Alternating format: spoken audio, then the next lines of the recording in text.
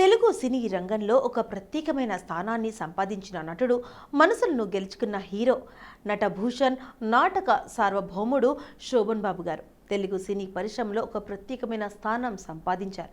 అందమైన వ్యక్తిత్వం, అద్భుతమైన నటన, మానవీయ విలువలకు ప్రతీక. అదే మనందరి హృదయాల్లో చిరస్థాయిగా నిలిచిపోయిన నటుడు శోభన్ బాబు గారు. తన సహజమైన నటనతో, కుటుంబ కథ చిత్రాలలో చూపించిన మనసుకు హత్తుకునే పాత్రలతో తెలుగు సినిమా ప్రేక్షకుల హృదయాల్లో శాశ్వతంగా చోటు సంపాదించుకున్నారు. ఈరోజు ఆయన జీవితం, ఆయన సినీ ప్రస్థానం, ఆయన చిరస్మరణీయ సినిమాలను గుర్తు చేసుకుందామా? తెలుగు సినిమా చరిత్రలో ఒక ప్రత్యేక అధ్యాయం.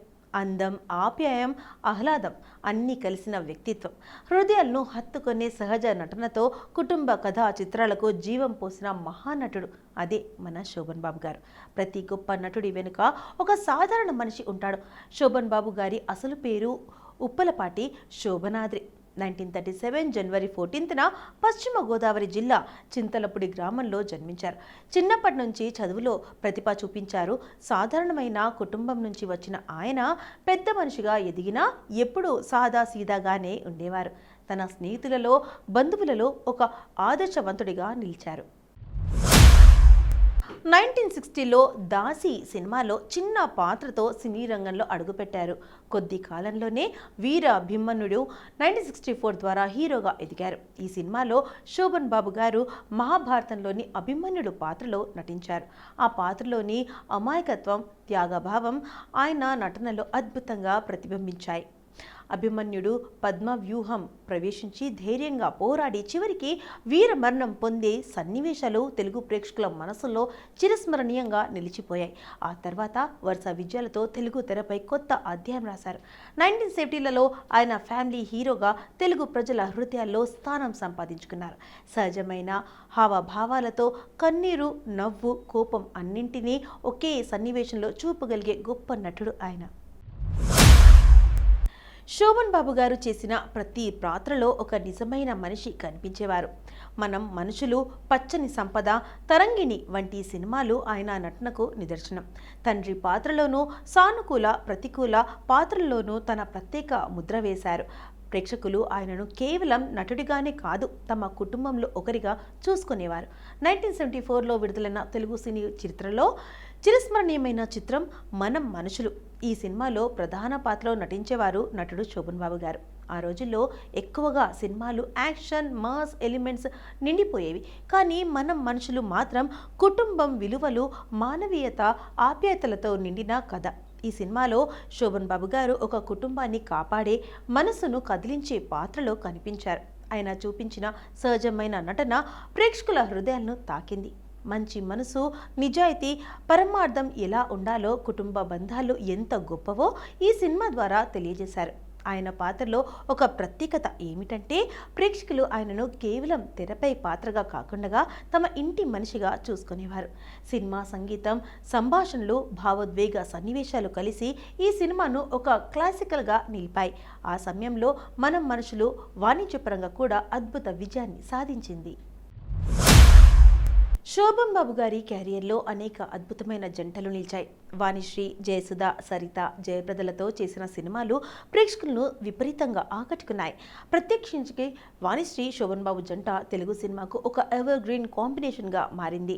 వాణిశ్రీ గారి సహజ నటన, అందం, భావోద్వేగాల ప్రతిభ, శోభన్ బాబు గారి గంభీరమైన నటన, soft look, family hero image ఈ రెండూ కలిసిపోవడంతో తెలుగు ప్రేక్షకులు ఈ జంటను తమ ఇంటి సభ్యులుగా భావించారు. ఆ కాలంలో ప్రేక్షకులు వీరిని ఐడియల్ కపుల్గా ఊహించారు. వారి జంట సినిమాలు బాక్స్ ఆఫీస్ హిట్స్ అవడం సహజమైంది. ఇలాంటిది వాణిశ్రీ, శోభన్ బాబు జంటకు మాత్రమే సాధ్యమైంది. వాణిశ్రీ, శోభన్ బాబు జంట తెలుగు సినీ చరిత్రలో క్లాసిక్ కాంబినేషన్గా నిలిచిపోయింది. ఈ జంట సినిమాలు ఈ రోజుకి కూడా ఫ్యామిలీ ఆడియన్స్కు మళ్ళీ మళ్ళీ చూసే సినిమాలుగా కొనసాగుతున్నాయి. 1975లో విడుదలైన దేవత సినిమా తెలుగు సినీ చరిత్రలో ఓ ప్రత్యేకమైన స్థానం సంపాదించుకుంది. ఈ చిత్రానికి నిర్మాత డాక్టర్ కన్నయ్య, దర్శకుడు టి రామారావు. ఇందులో హీరోగా శోభన్ బాబు గారు, హీరోయిన్గా వాణిశ్రీ గారు, తోడుగా కృష్ణ, కాంతారావు, కె శర్మ నటించారు. కథలో ప్రధానంగా చూపించబడింది ఒక అక్క తన తమ్ముడి కోసం చేసే త్యాగం. వాణిశ్రీ గారు అక్క పాత్రలో ప్రాణం పోశారు. ఆమె నటనలోని సహజత్వం, భావోద్వేగం ఈ సినిమాకి ఆత్మ వంటి వాటిగా నిలిచాయి. శోభన్ బాబు గారు తమ్ముడు పాత్రలో కనిపించి అక్క తమ్ముడు అనుబంధాన్ని అద్భుతంగా ప్రదర్శించారు. ఈ సినిమా సూపర్ హిట్ అయ్యి 1970లలో అత్యధిక ఆదాయం సాధించిన చిత్రాల్లో ఒకటిగా నిలిచింది. మద్రాసులో లా కోర్స్లో చేరినప్పటి నుంచి నటనపైన ఆసక్తితో సినిమా ప్రయత్నాలు మొదలుపెట్టాడు. ఉదయం కాలేజీకి వెళ్ళి మధ్యాహ్నం నుండి స్టూడియోల వెంట తిరిగేవాడు. అప్పుడే తన పేరును శోభన్ బాబుగా మార్చుకున్నారు. చిన్న పాత్రలకు కూడా పోషించసాగాడు. గూఢాచారి, 116, పరమానందయ్య శిష్యుల కథ ఆ సమయంలో నటించిన కొన్ని సినిమాలు. ఆ కాలంలో శోభన్ బాబుకు మంచి పేరు తెచ్చిన పాత్రలు 1969లో విడుదలైన మనుషులు మారాలి, సిల్వర్ జూబ్లీ చిత్రం శోభన్ బాబు నట జీవితంలో మైలురాయి. ఆ చిత్రంలో హీరోగా శోభన్ బాబు స్థిరపడ్డాడని చెప్పవచ్చు.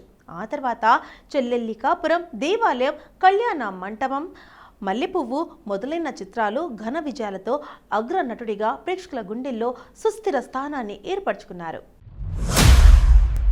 శోభన్ బాబు నట జీవితంలో ఎన్నో చిత్రాలు ఘన విజయం సాధించి ఆయనకు మంచి పేరు తెచ్చిపెట్టాయి. కొన్ని తెలుగు సినీ చరిత్రలో ఆణిముత్యాలుగా నిలిచిపోయాయి. మనుషులు మారాలి యావత్ తెలుగు సినీ అభిమానులను ఉలికి పడేలా చేసిన ఈ సినిమాలో కార్మిక నాయకుడిగా శోభన్ బాబు నటన అద్వితీయం. ఈ సినిమా అప్పట్లో 25 వారాలు ఆడింది. చెల్లెల్లి కాపురం అప్పటికే అందాల నటుడిగా ఆంధ్రలోకమంతా అభిమానులను సంపాదించుకున్నారు. అంద వికారుడైన రచయితగా చెల్లెల్లి కోసం తాపత్రయపడే అన్నగా ఆయన నటన చిరస్మరణీయం అయింది. శోభన్ బాబు గారి సినీ ప్రయాణం కేవలం విజయవంతమైన సినిమాలతో మాత్రమే కాకుండా అనేక అవార్డులు, రివార్డులతో కూడినదిగా నిలిచింది. ఫిలింఫేర్ బెస్ట్ యాక్టర్ అవార్డులు ఆయనకు 5 సార్లు వరుసగా లభించాయి. నంది అవార్డులు తెలుగు రాష్ట్ర ప్రభుత్వం ఆయనను పలు చిత్రాలకు గాను సత్కరించింది. ఆంధ్రప్రదేశ్ రాష్ట్ర ప్రభుత్వం తరఫున ఆయనకు ఉత్తమ నటుడు అవార్డులు లభించాయి. ఇది ఆయనకు ప్రేక్షకుల గుండెల్లోని నిత్యస్థానం అనే అతిపెద్ద రివార్డు ఇచ్చింది. సినిమా వృత్తి నుంచి రిటైర్ అయిన తర్వాత కూడా ఆయనకు లైఫ్ టైమ్ అచీవ్మెంట్ అవార్డులు వరుసగా లభించాయి.